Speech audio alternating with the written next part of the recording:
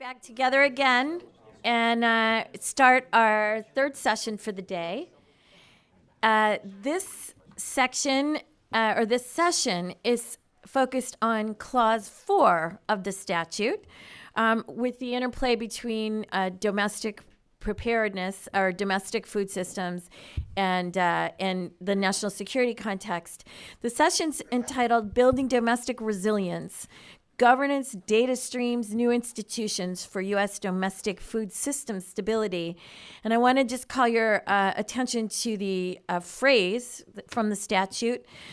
This requires that this study that the statute requires will conduct an exploration of opportunities to initiate or further develop cooperative military-to-military relationships to build partner capacity to avoid, minimize, or control global and regional food system shocks. So with that, I'm going to introduce Bob Greenberg, and off we go.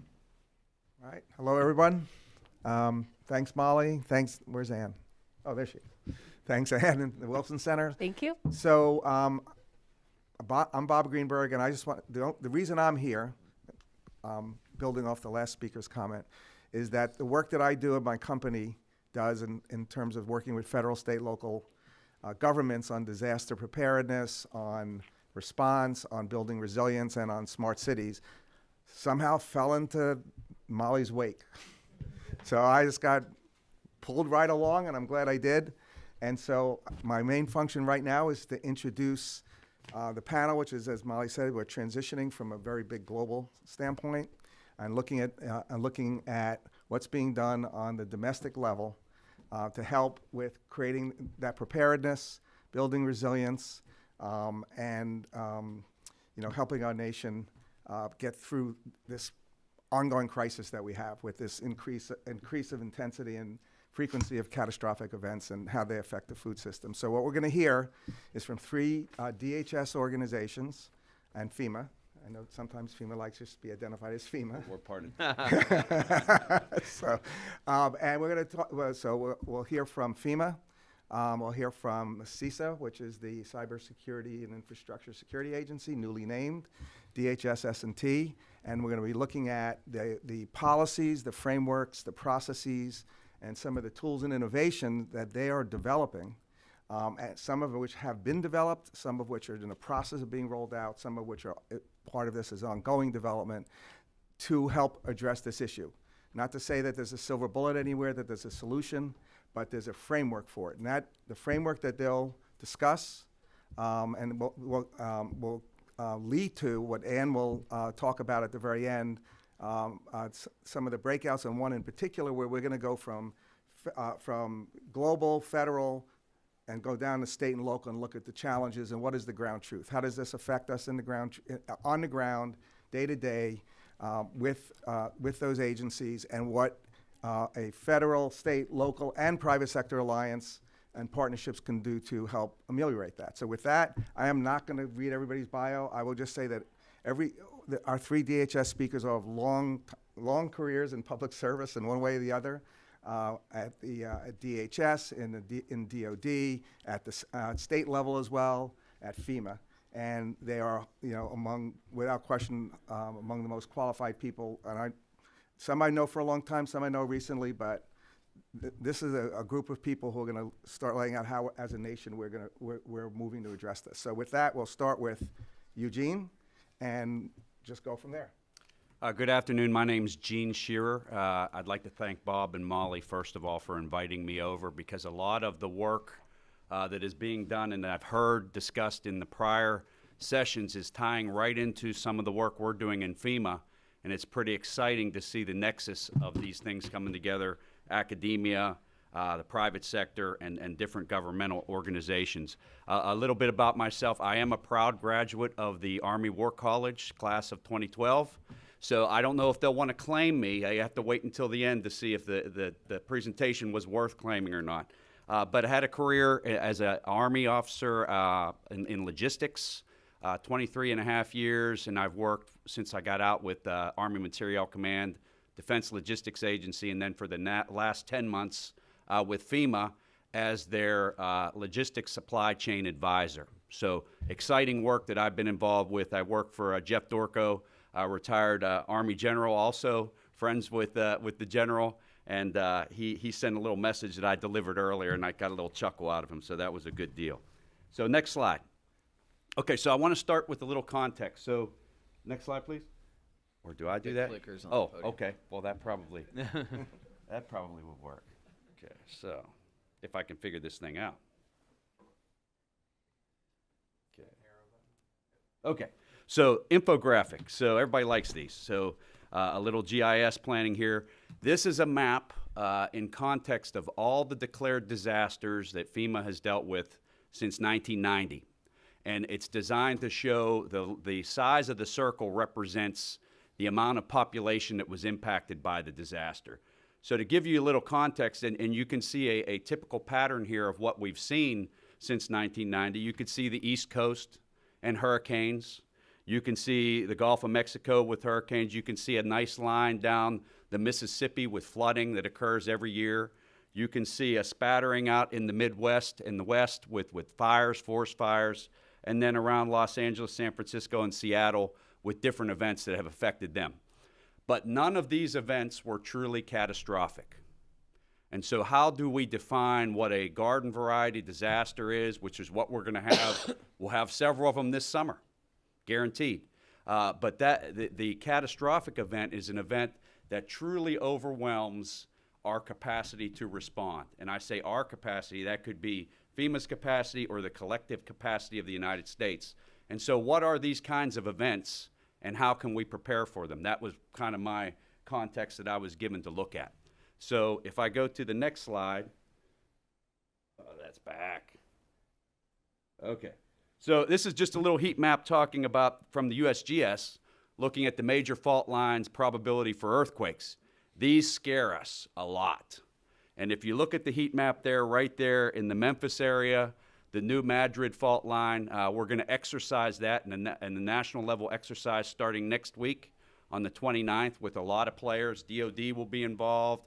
Private sector will be involved. SISTA is involved with what they're going to talk about in ESF 14 is going to be exercised. So a lot of tie-ins to what we've discussed. You also look at the West Coast. Everybody knows about Los Angeles. I was just at a symposium last week about the next LA earthquake, which will be truly horrendous if it's as big as they think. But Cascadia, up near Seattle and along the Seattle, Washington, Oregon line, that could be truly catastrophic and will most likely have a tsunami event associated with it. And we're due for all of those. So looking at the trend lines, it's only a matter of time. It's not what, but it's not if, but when. So those will be catastrophic events, and they'll overwhelm us to respond. And I'm going to talk about what we're doing to get at that a little bit. Okay, one of the things that we've done, and it dovetails from Dave Kaufman's presentation, CNA has provided a lot of the input that we've read. I have tabbed and highlighted that document that he showed there, and we've already kind of baked that into a lot of our thought processes that we're looking at for supply chain resilience and working with the private sector. So we published a document, and I can't claim all of this because I was only there for 10 months, but this is about a 1.5-year effort. We put out a guide for local emergency managers that talks about supply chain resilience in the context of reaching out to local private sector organizations, analyzing supply chains and of course, the food industry, food supply chain. The food space is definitely one of the key ones, and understanding the complexities, the vulnerabilities, the risks, and the bottlenecks that exist in your space. And by doing so, conducting outreach and bringing them in for sessions so that they possibly could work together. An example was given about Hurricane Lane and potentially providing a generator. Well, we had to know that they needed a generator first, and if we didn't have a process in place to engage the private sector, we wouldn't have known that. So luckily, Hurricane Lane veered off to the north. Nothing happened, but the next one is right around the corner. So this is online, and I'll show you the link to this, but it's a good read about what we're trying to do in supply chain resilience. Another thing that we've done in partnership with MIT, who's also involved in the National Academy of the Sciences with CNA to provide inputs into what FEMA should do to better ready ourselves for the catastrophic, is we put out a series of prep talks, and these are like TED Talks for emergency managers. So it's a TED Talk kind of format. Two professors from MIT, Dr. Yossi Sheffi on the right side, the more senior gentleman, and the director of the department, MIT Center for Transportation and Logistics. And then on the left, Jared Gunsel, who is the director of the Humanitarian Supply Chain Lab. So all of Dr. O'Sullivan's colleagues, he probably knows them. So these are really good to look at what we're doing in resilience and talks about the catastrophic. Some other things that we're doing, we've had a series of seminars in the food sector, which is ironic because didn't know that this was happening, but we've conducted 2 seminars, one centered in DC here and one out in Los Angeles that I talked about, that's looking at how we can partner with the private sector in the food industry to help out in a truly catastrophic event. So if the fault line, the San Andreas goes off in a large-scale event, we estimate we're going to have about 130,000 people in inner-city Los Angeles that are going to be in food deserts, which a lot of them already are now, most at-risk populations, all of them probably, a lot of them on SNAP benefits that need to process cards, can't do that without communication. We've seen evidence of what can happen in an urban environment like that when there's disruptions. So we have a lot of concern about that. And out there, we met with the local major distributors. Some of them have already been talked about here. They're some of the key players in all the other regions, and I'm not going to name names. But some of them have distribution centers within the impact area, and some have distribution centers or multiple ones on the outskirts. So what we think is going to happen, and we talked about the migration of populations, is if there's no food in the inner city, they're going to need to get out to get to food. So we're looking at ways to do that because they estimate that the infrastructure will be totally destroyed, and it will take months, years, and possibly decades to rebuild the inner city of Los Angeles when the next big one happens. So that's kind of the catastrophic that we're leading to, is we've recognized through the work from Dave Kaufman and CNA, from the National Academy of the Sciences, that we cannot do it. FEMA cannot meet the need of a large-scale population, and we'll have to look to alternate means, providing a generator, buying the contents of a distribution center, providing distribution assets to move food into an area. These are all things that we're looking at doing as part of a catastrophic event. So the exercise that's going to be held next week, Shake and Fury, focused on New Madrid. We've also partnered, well, actually not partnered because it's free to everyone. There's an effort called Fusion, the Fusion Project, which is a USDA grant to Northern Arizona University. A doctor named Ben Ruddle leads this effort, and what they're looking at is the nexus of food, energy, and water. And I've heard a lot of discussion of those 3 things here today. And looking at the impacts, you can look at an area, and it's focused on a county level event, and you can aggregate counties like you see here. I gave him a heat map of the counties that would be affected by the New Madrid event, and then he can look at the impacts of where they get their food, energy, and water in the zone, and then what are the impacts of the greater United States for what's produced there. So a lot of you, if you may be from this part of the world, there's chicken farms there, there's agriculture, there's all kinds of things that will be impacted, and it will affect the rest of the United States and the food process. So a really exciting project. There's also a civilianized version of it that anybody can access, get on and play with, called FewView, F-E-W-V-I-E-W. If you Google that, you can go on and you can pick the county and look at the interdependencies of food, energy, and water and use this. So this is an item that we're using to better plan.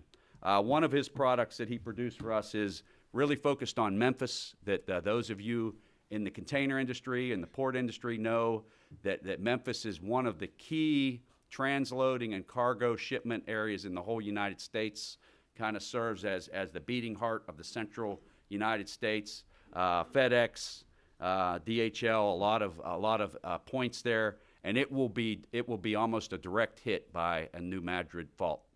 And so what does that do? It kind of bifurcates the United States along the Mississippi River. It drops bridges, pipelines. You may actually have two separate supply chains acting independently for a while until they're rejoined. So it creates some great challenges for us at FEMA, and that's what we're going to exercise next week. So here's the chart for the general. So this is the tank ditch that Jeff Dorco put together. So he looks at it, and others have said the same thing. In fact, we had the briefing on the preparedness, the absorption, which I thought was a great way to think about the ditch itself, is absorbing the blow, and then the reaction. And for the medical guys here, you see he put the first do no harm in there. So a little bit of the Hippocratic in there to talk about FEMA needs to look at not hurting what is already there first. And so by some of the actions that we take, we hurt. Like Puerto Rico, the one thing that Dave didn't talk about is, there's only so many Jones Act compliant barges that go from point A to point B. So if FEMA contracts for those barges, then Walmart, Cisco, Ralph's Food Warehouse, and all the others that need them, they're not going to have them. And that's a huge impact. So maybe we shouldn't have done that in hindsight. And that's what we're trying to get to now is make sure that we're not acting out of the lack of knowledge and taking a bold action that could actually do more harm to the private sector than what actually happened. And then filling that gap in the most endangered populations, and then helping recovery. And the last thing, my last slide, because I've taken too much time, and I think that we may hear a little bit more about this, is the lifeline construct. So looking at the lifelines was developed after the 2017 AAR process at FEMA as have a better lens to look at key systems in response and recovery.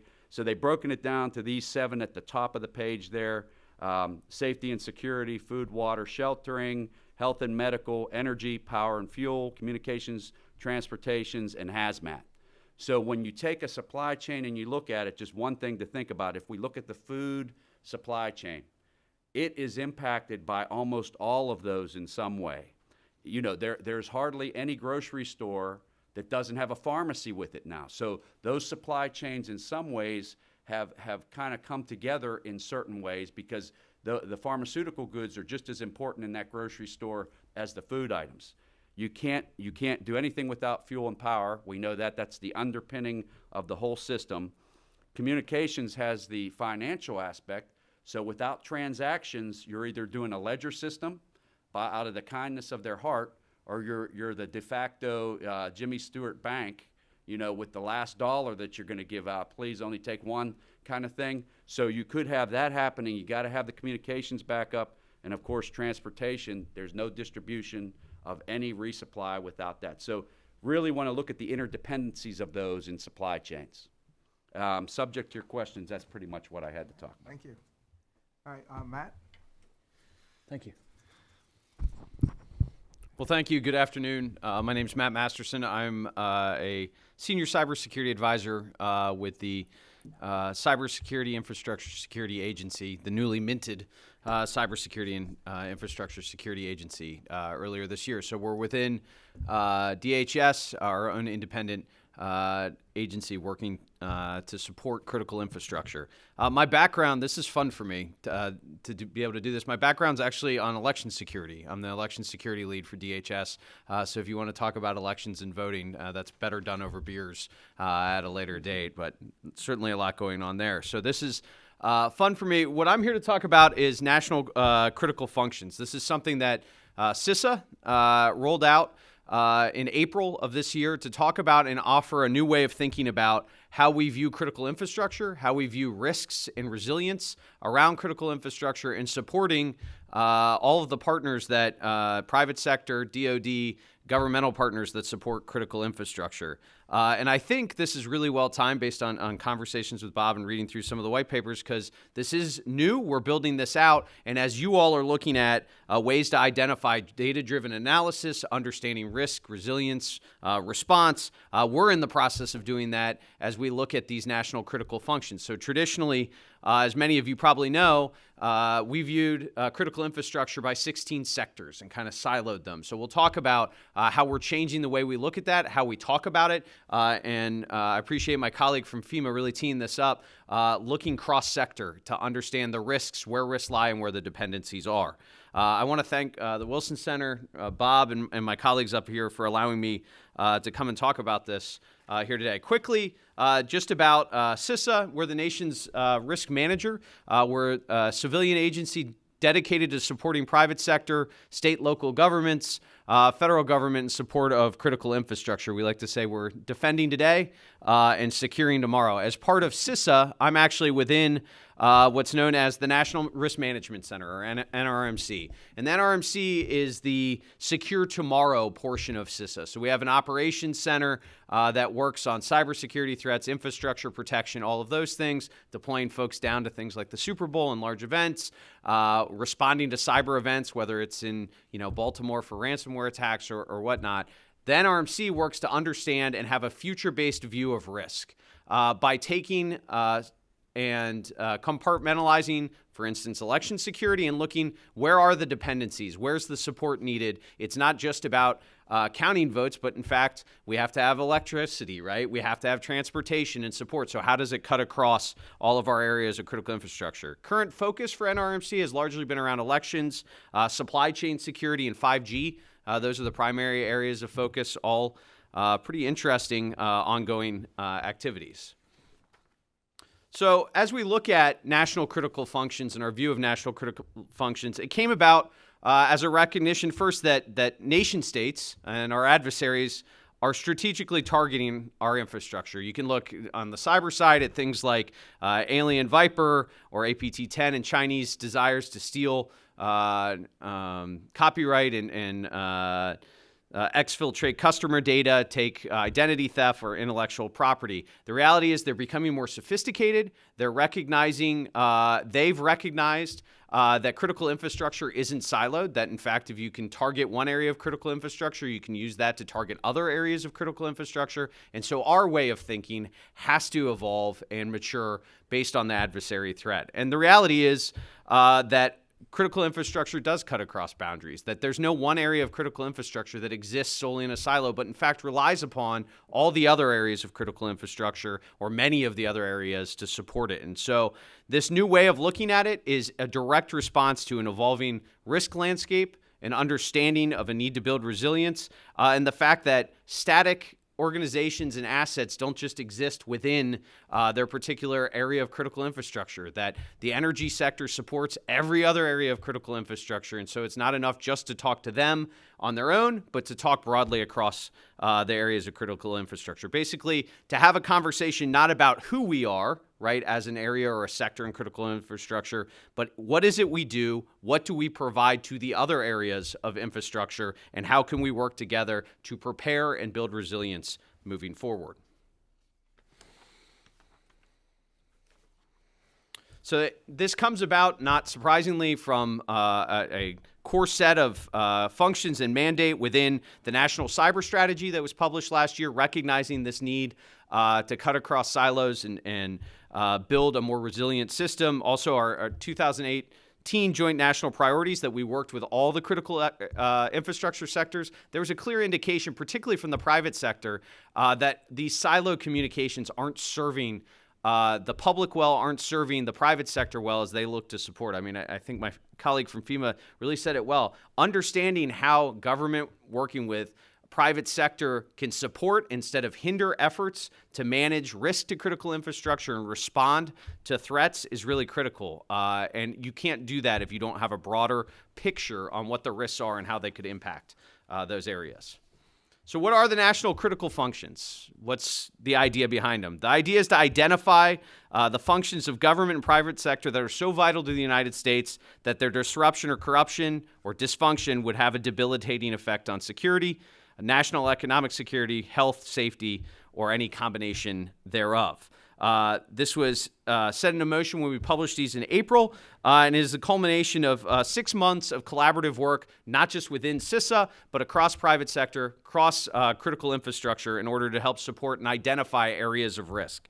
By performing and looking at these risks and the dependencies across critical infrastructure and doing analysis and consequence modeling, we're going to work to identify scenarios that could potentially cause national degradation of critical functions, and more importantly, what steps can be taken in a collaborative way to build a risk understanding and management approach to supporting those areas of critical infrastructure. So here are the national critical functions. There's 55 of them. They're not set in stone or cemented, but instead the initial pass, and you'll see in the red dots behind me. This is kind of fun, by the way. I'm just looking at the glass in the back of the room to look at what slide I'm on.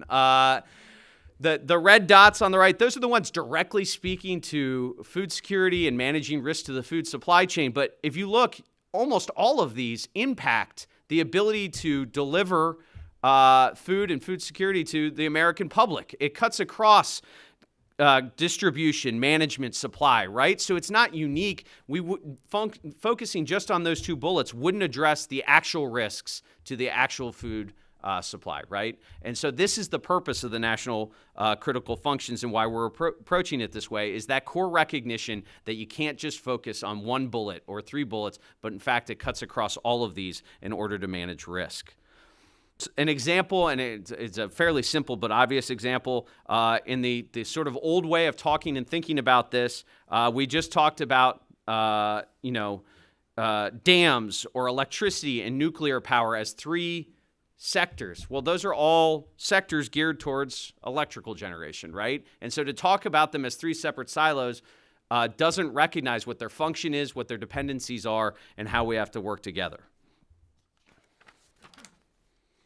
So to give an example of what the national critical functions empower or will allow us to do, working again collaboratively with federal partners, state and local partners, and the private sector, is first, it sets the stage and allows us to think more functionally about supporting the critical infrastructure area, and then allowing us to do detailed risk analysis. Instead of siloing and looking at only that one area, we can work with the private sector partners in multiple areas of critical infrastructure to identify risk, to inform intelligence collection, to work through scenarios and tabletopping in a much more holistic way than just saying, we're doing a tabletop exercise with this one area.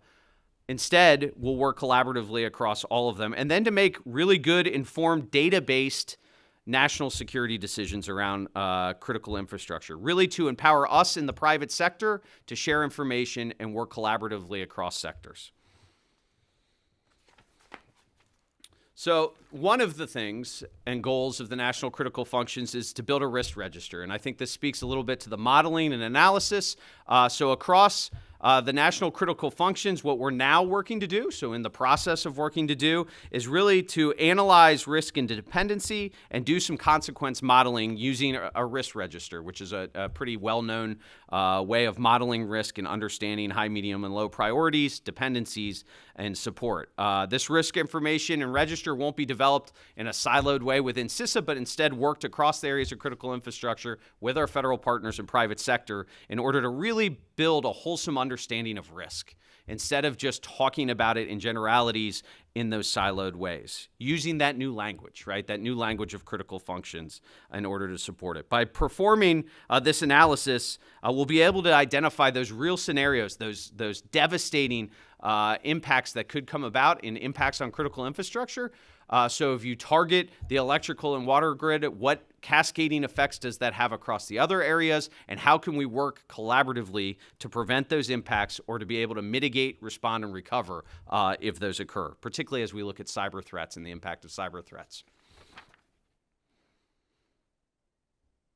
Then finally, just wanted to touch on the relationship and correlation between the national critical functions and the development of them with the lifelines that my colleague from FEMA mentioned. The national critical functions are designed and meant to take a functional approach across government to support the use of the lifeline process. Essentially, they're complementary organizational structure to prioritize implementation of our capabilities for response, for preparedness, for working with FEMA. And the lifelines and investment in strengthening the national critical functions can lead to more resilient lifelines. So as we look at risk and a wholesome management of risk, we can then begin to understand what steps can be taken in advance of emergencies and in advance of catastrophic impacts to build that ability to either communicate, respond, or recover in the face of a catastrophic event. And so the critical functions are really meant to serve as sort of the future planning aspect in preparation for the great work that emergency responders, the private sector, do in the form of lifeline support. So it's a complementary function. This wasn't done without consideration and coordination across FEMA and DHS to understand how can this analysis, this risk-based approach be used to inform the lifelines. So with that, I want to stop because I know my colleague needs time, but I appreciate the time today, and thank you very much for the chance to speak. David?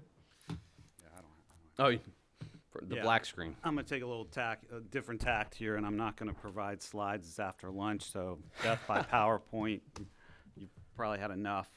But I'm going to take a unique position because I'm going to build off of what my two colleagues have said to kind of pull it back up to a larger DHS enterprise, discuss and introduce some key strategic trends and drivers, and then, as the good scientists here, throw some questions at you to queue up for the panel discussions as a complement. Much of what they've said, illustrates kind of the role of S&T within the department. Much of the prep talks, the Shake and Fury exercise, much of what Dave Kaufman talked about at the keynote during lunch are examples of R&D investments we're making in support of the DHS operating components. So moving R&D into the science and technology of today and putting it in the hands of the missions and the operators. So I'm definitely pleased to have the opportunity to speak here with the Wilson Center, as well as thank Molly and Ann and Bob for providing the invite. I've listened to a few of the sessions. I think there was definitely some critical and collective insight and vision. But the key to DHS S&T is we are the R&D arm for Homeland Security Enterprise. The fundamental word there is enterprise. So while we invest heavily in the operating components, we also contribute our R&D to building the capacity across the nation. So we have an acronym that we use called FISLTIP, and it represents the broad overall enterprise, each key equity: federal, state, local, tribal, territorial, international, private sector. Everybody has a stake in our R&D investments and in building the capacity to be a prepared and ready nation. So we do take that whole of community approach in ensuring that our R&D investments are making impact and building resilience. But that being said, let me just kind of recap and give you a flavor for how those equities fit within the overall Homeland Security mission space, because each one of them are valued partners and stakeholders. So we have 5 key missions in Homeland Security, very broad and diverse. Represents and engages in over 70,000 organizations across the U.S., representing over 3.5 million to 5 million operators on the front lines. That's well more than what we have resident within our DHS operating components. Key missions are, of course, law enforcement, first response, cybersecurity and infrastructure protection, borders and maritime security, emergency management, countering weapons of mass destruction, which is also a new agency within Homeland Security. That was a combination of DNDO, our Domestic Nuclear Detection Office, Office of Health Affairs, and a few other equities. But what stitches and brings those together, and what's the key focus of today's discussion beyond food security, is every one of those missions have a role in disaster resilience. Maritime, moving commodities, shipping, transportation, securing the infrastructure, power, critical lifelines, critical functions. So it's really a whole of DHS issue, which is why S&T is heavily invested in delivering R&D in support of that. Some of the strategic drivers and trends affecting those missions are, and many of you have said this, we have an evolving threat landscape. It's more than just natural hazards. And the complexity of those events, beyond the complexity of multiple simultaneous natural hazards occurring at larger scale with more frequency. We have a rise in domestic terrorism, violent extremism, active shooter events. And every one of those missions and stakeholders rely on the resources, predominantly on the resources that you as a citizen rely on for your daily life. So not only are we seeing more complexity and scale in the events, but we're draining the resources that we use every day. So the key point of my talk was to emphasize that's where science and technology comes in. We're not going to solve these problems and address these issues by just throwing more people at the problem. We have a finite human capital resource base. So we have to look at how we drive new technology that can help us to keep pace, to overcome the evolving threat landscape that we're facing today.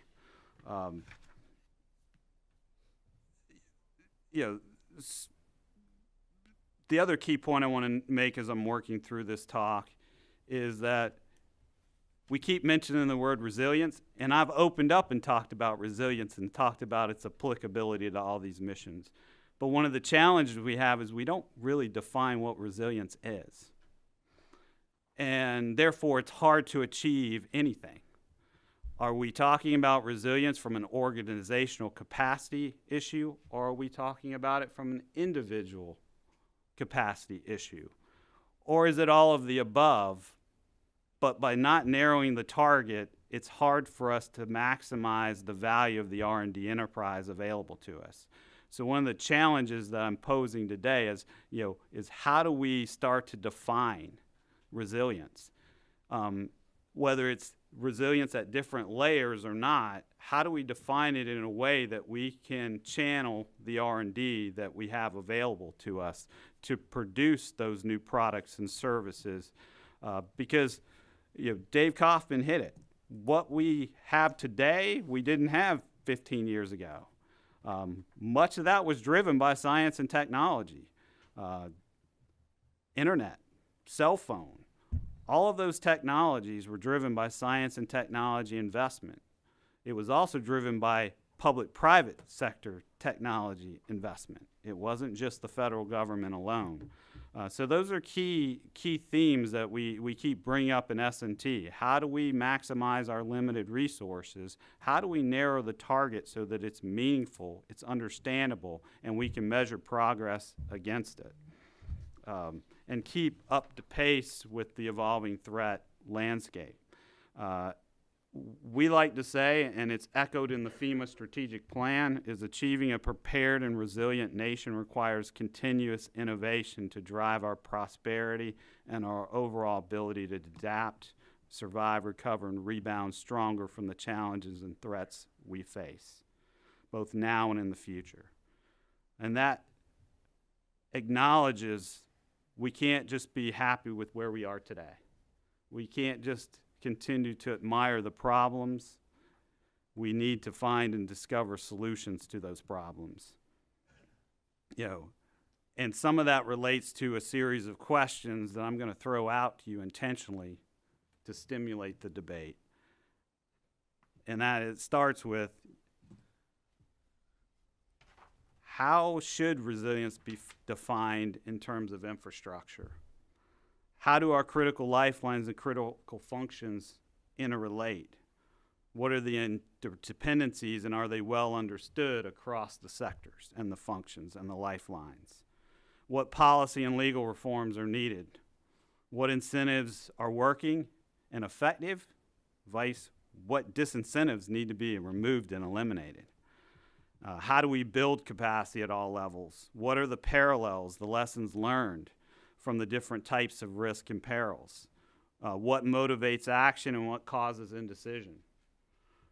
how do we deliver more effective and affordable solutions? How do we know that, we're not tapping into something that is now disrupting the norm? And knowing now, as we've just learned and understood, that the norm has more scale and capacity to respond to the event than mobilizing, in many cases, the limited federal resources that are available to us. How do we get folks, how do we get individuals and decision makers to move beyond paralysis? And this gets back to the act of God syndrome, particularly in natural disasters. We can't control the weather. There's just nothing we can do about it. We've got a lot of science and technology, a lot of research that we need to figure out how we better apply it in partnership with our operating components in the private sector that can move us past paralysis. We also need to figure out how we address and overcome unintended consequences. In many cases, we create a moral hazard.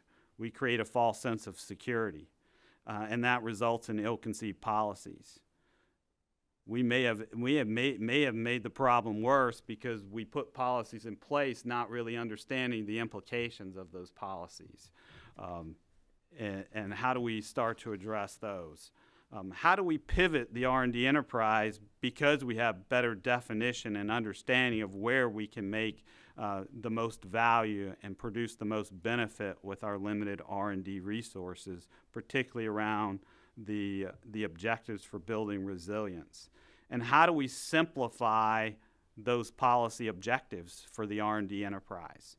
And I'll use the example, and everybody uses it, but it's probably because it's such a great example, an illustration of success.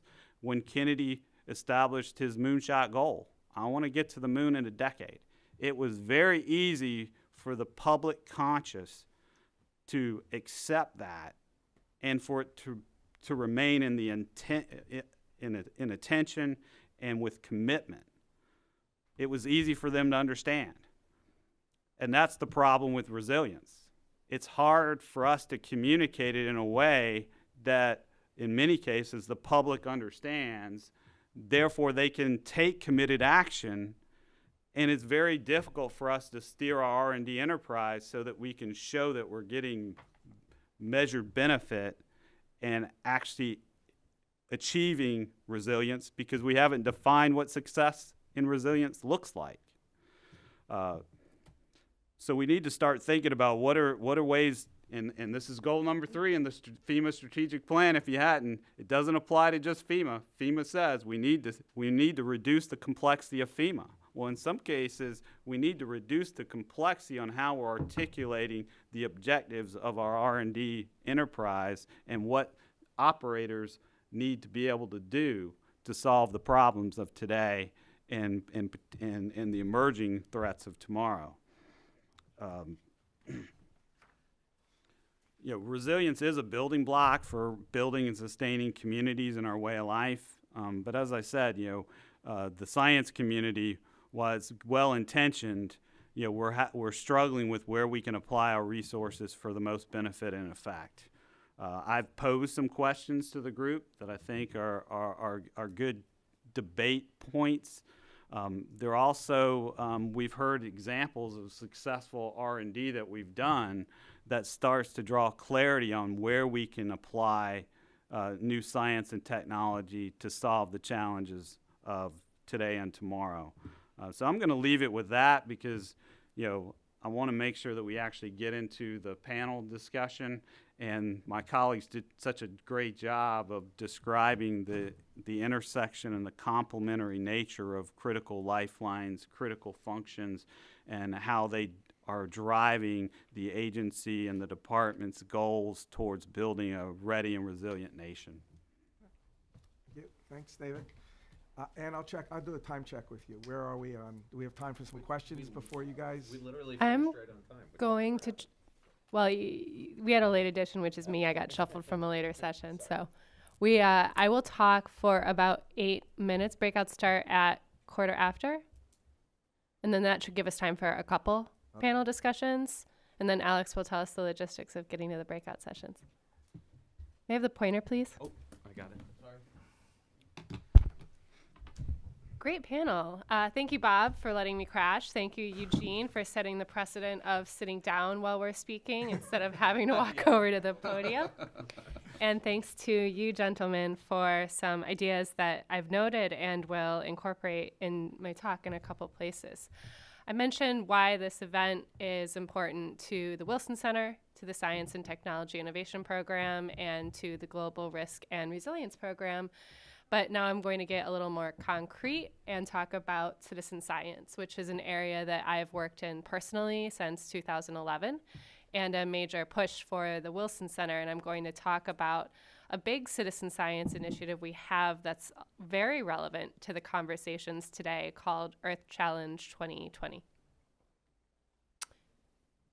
And starting with a quote from the morning that I'm attributing to the people in this room, because I really do find that this is a group that's trying to build consensus and have a common discussion. The government does not collect the right data from the right institutions. And the talk is supposed to be about data innovation, and citizen science can bring in new data, but it's also about bringing people together through the lens of scientific research as a new type of institution. Who knows what citizen science is? Just fantastic. So this is my model for why I think citizen science is important. So people are motivated to participate in research for a number of reasons: personal interest, connection with a community, or to contribute to a greater good. And through this process, they learn about whatever it is they're doing. If they're birding, they become better birders. If they're monitoring land cover change, they learn more about what change looks like in their community. The data that they collect is often in their backyards. A lot of citizen science is environmental monitoring, although not all of it is, and that often unfolds in local communities. But it can be curated and reused in national and global research and assessments. And learning is also more than just topical knowledge. Participation builds capacity. It makes people engaged in an issue. It gets people to care about an issue and to participate in this issue as a member of a community. And it can also create a parallel source of accountability in terms of the citizens holding other types of stakeholders accountable for contributing to a global good or helping solve a shared national scale problem. 2019, just a couple statistics. There are thousands of citizen science projects in all 7 continents, and also some work being done in outer space around crowdsourcing galaxies, for example. 1.5 million volunteers on one day, World Water Monitoring Day, and an economic value of up to $2.5 billion alone in in-kind contributions just for biodiversity monitoring. Tremendous opportunity. But the problem statement that we're facing is, despite the success of individual projects, there are few structures to coordinate this community, to support these communities, and to integrate their data. So April 22nd is the 50th anniversary of Earth Day. And we are looking at this as a milestone to launch Earth Challenge 2020 as a global activation experience with a few goals. We're trying to bring together existing citizen science projects and complementary communities, and we're trying to build capacity for new endeavors in a number of areas in human and environmental health. The 3 leading partners are the Wilson Center. We're responsible for the research and data integrity aspects of this initiative. The U.S. Department of State. This is coming through the analytics folks and the greening of the embassies project. So looking at 200 plus embassies and consulates around the world as opportunities for bringing people together to do science on Earth Day and beyond. And then Earth Day Network, which is a global network that does environmental advocacy, puts on Earth Day, also helped organize the March for Climate. I don't like doing anything alone, so we have another partners slide here. I'm excited about ESRI. They provide a lot of the infrastructure for collecting and sharing the information. ESA, the European Space Agency, because of Earth Day Network's work on climate, we've had a hard time working with other government partners in the US, although I hope to change that shortly. And then probably the group on Earth observations, because combining citizen science and data from remote sensing shows tremendous promise for cross-validation. What are we doing? We're pulling together existing data sets and documenting them in a standardized way, especially in regard to data quality practices. What I think is really relevant to this group, we're building a suite of reusable technologies, including a mobile app framework. So this is a docking app with a number of data collection widgets. And on April 22nd, 2020, there will be 6 major widgets, which I'll get into in a bit. But we're also creating a software development kit so that people can create data collection widgets of their own. And we're working with partners to build widgets that might fit their needs as well. There's a civic education component. We're building a What You Can Do toolkit that's customized to research topic and geographic area. Also lesson plans for educators to take this into classrooms. And the whole point of this is to help citizen science scale. And when I say scale, I'm looking at local to global, and then I'm also looking at creating infrastructure that can be reused, that is created on the global scale, but can be implemented in local communities and used to fit their needs. I mentioned 6 research areas. We launched a crowdsourced call in 2018 for people to tell us the critical questions in human and environmental health. And then we distilled these into 6 broad areas. What is in my drinking water? How does air quality vary locally? What are the local impacts of climate change? How are insect populations changing? What is the extent of plastics pollution? And is my food supply sustainable and secure? So one of these is directly relevant to the room. I learned from the panel that came first today that drinking water is also an important issue, which is obvious in hindsight. And climate is, of course, the cross-cutting one. Right now, we're convening groups of experts to tell us what is actually important to collect and to integrate in these 6 research areas. The first deep dive that I did was around the plastics pollution question. And we worked with UN Environment to convene a group of global experts in Nairobi to tell us what that was. The chief statistician of UN Environment and I were pretty sure that it was going to be an app to monitor marine litter, but it turns out that there are actually a lot of those. And while it's helpful to integrate the data, the opportunity for data collection is much higher up in the supply chain around household waste, what people are throwing away, because that has downstream impacts that we're already capable of monitoring, but we don't know where it's coming from. So we're trying to take a similar approach to being thoughtful about what is actually valuable to collect through the mobile application with the global rollout, and what's valued to integrate in terms of data that are already out there. What's the goal and the timeline? 2019 is kind of SWOT, strengths, weaknesses, opportunities, and threats, figuring out everything that can go wrong and try to fix it. We came up with the research questions framework in 2018. That was really helpful, and we're refining our approach to data quality now. 2020 is the major rollout. This is the 1 billion metric that we're really looking forward to achieving, in part through low-cost sensors. So we're hoping for a lot of data from there. And then 2021 is what I'm really excited about, because we really are creating a reusable infrastructure.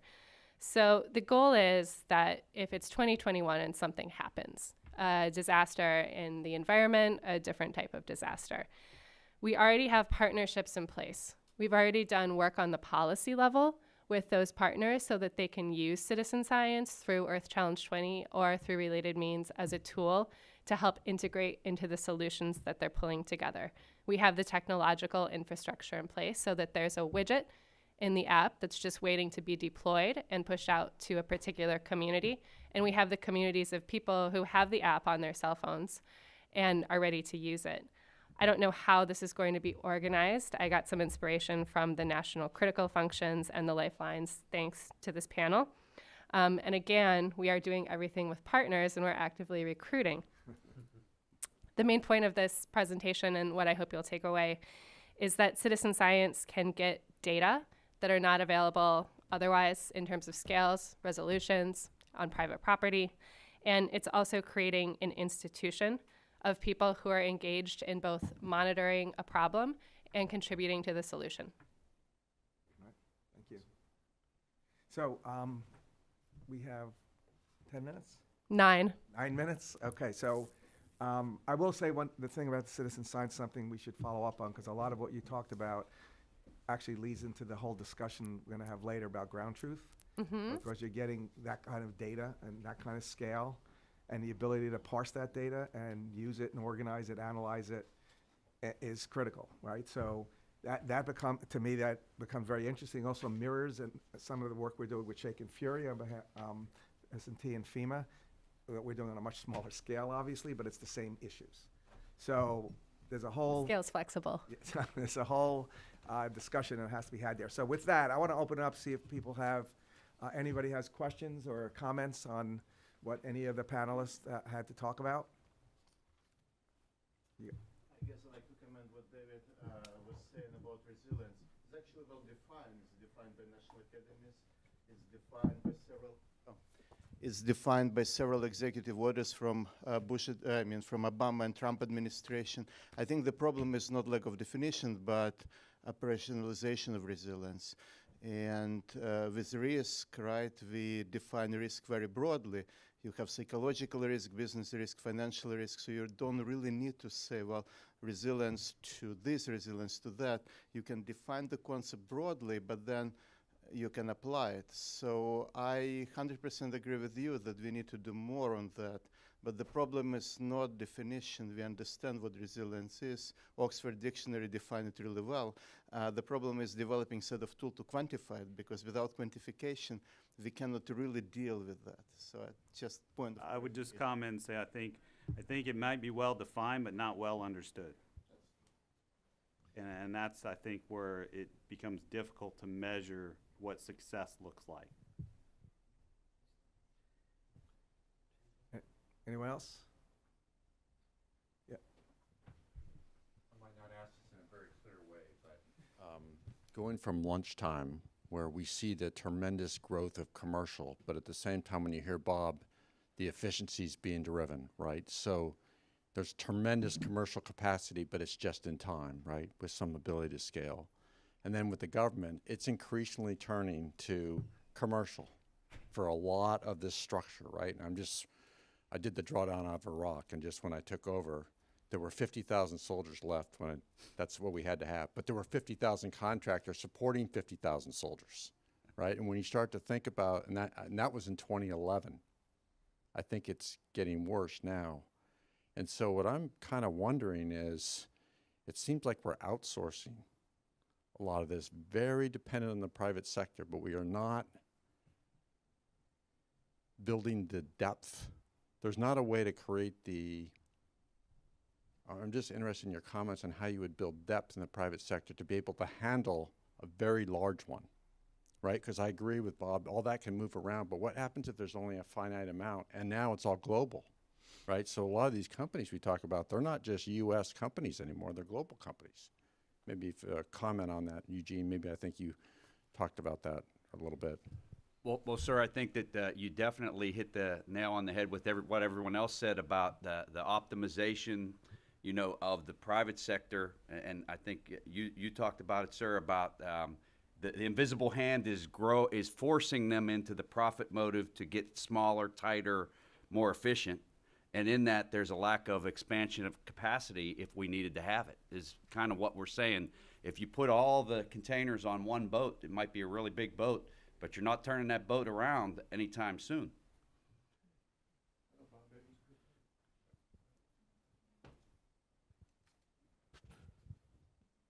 If you think about it in the two spheres, right, what I'll call the domestic sphere, meaning the territorial United States and the things that FEMA is chartered to react to, and the protections that we're trying to do from cyber onto everything else, that's one thing.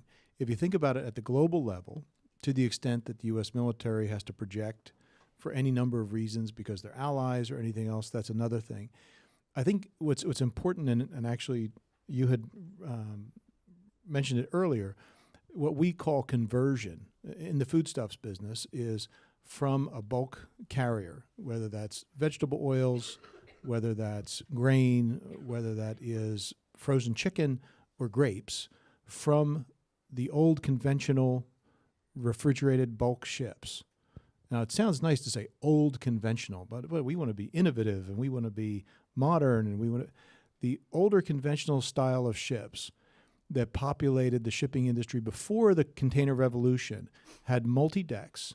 They each had their own cranes. They were nimble. They could be fast, dedicated, and direct. What I'm saying is that the container lines of today are moving for scale, for among other things, because the IMO sulfur regulation that's coming into effect next year is going to force them to change their fuel system. They're either going to have to use low sulfur fuel or they're going to have to install scrubbers. So at the end of this year, you're going to see a compression of the ships available in the world while they all race to the yards to get scrubbers put in order to comply with IMO to reduce the amount of sulfur coming out. So I guess my point would be that if one's thinking about this holistically, and I said this in Geneva when Molly was kind enough to have us there, one has to think about how is there a structural support for the construction and viable commercial operation of vessels that are actually much more adapted to response to a thing. That's sort of part one. Part two is the Jones Act itself. You mentioned the Jones Act barges. We were in the eye of that storm during Maria, except we weren't anywhere near it. We were in Philadelphia. We had a defense contractor that was contracted by FEMA to provide 20 million liters of water a week to Puerto Rico. And we had reefer bulk ships alongside. We had other bulk ships. We had container ships that were operated by the Banana Nationals available, empty, ready to go.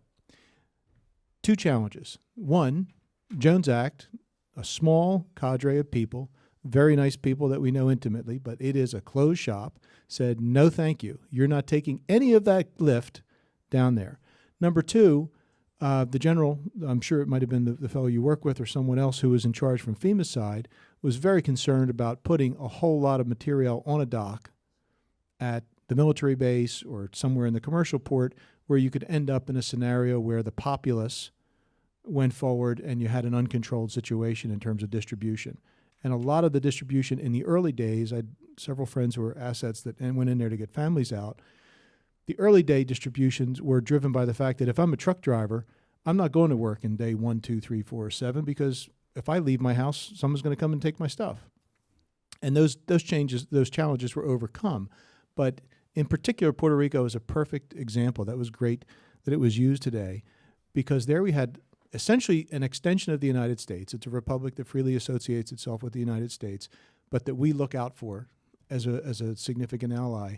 And they were strangled by the Jones Act on the one hand. And on the other hand, we just didn't have the kind of ships. We were unloading ships of, I think at the time, oranges that were laying there alongside, could have taken 5,000 tons of the crack, didn't need any cranes, didn't need anything, just could have self-sustained, put them on the dock. And we just didn't have it wasn't the pieces of the puzzle. We just didn't have the concept of the puzzle right in our head. I think we have to stop from here, right?